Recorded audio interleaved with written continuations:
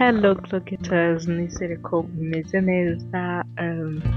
Ejo bundi nakoze ikiganiro ndi kuvuga kuri supplements na sport, mbona feedback nziza, soze nyine mbasobanurira uburyo mbasha kwita ku mubiri wanjye. Ahangaha ndimo gukora exercices za core strength cyangwa se zituma igice cy'inda umugongo gikomera.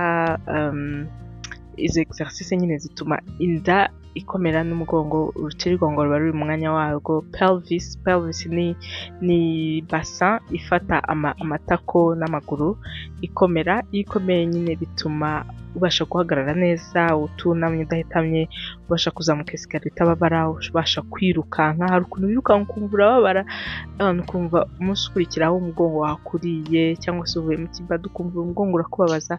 Iyo ukoreye izi exercice rero inda n'umugongo biba biri muri connection imwe, ku buryo uba ufite core ikomeye. Ikindi kandi of course bituma ugira no mu nda hameze neza, hasa neza, bitari nini byo mu kavuyo. Ariko ikintu gikomeye cyane cyo twitaho hano ni imbaraga. Niba ushobora guterura iriya kettlebell y'ibiro 10, biba bivuze ko umubiri wawe ufite imbaraga zibasha guhagarara muri position yemye kandi ukasha gufata ibiro. Ni ibintu rero byiza kumenyereza umubiri wawe,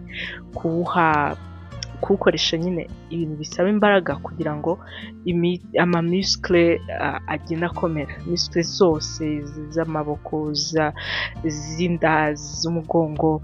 Iyo maso hari igihe umuntu arwara umugongo akagira ngo wenda ni urutirigongo rufite ikibazo, kandi wenda ari muscle zo ku mugongo zibabara kubera ko hari ibyo utazikoresha, cyangwa se zinda wagira ngo wenda zarekuranye. Akenshi bikunze kutubaho twebwe abamama, abantu cyane cyane babyaye.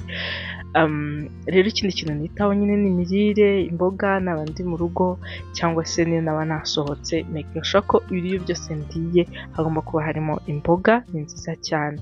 Inyama nazo ntabwo zikunze kubura iyo zitarimo abari amagi cyangwa ikindi kintu cyongera proteine. Amazi ni ngombwa cyane cyane n'ubuzima mbese. Rero ibintu byose urabyitwararika. Iyo rero ntujuje proteine ngomba gufata ku munsi, niho noneho nitabaza ya whey protein naberetse, cyangwa se ya supplement yunganira umubiri kugira ngo ukomere, umere gutyo, ugire imbaraga. Uyu mukobwa yitwa Robin Naila, kuri Instagram ni umucoach, mujye mumukurikira, yerekana ibintu byiza.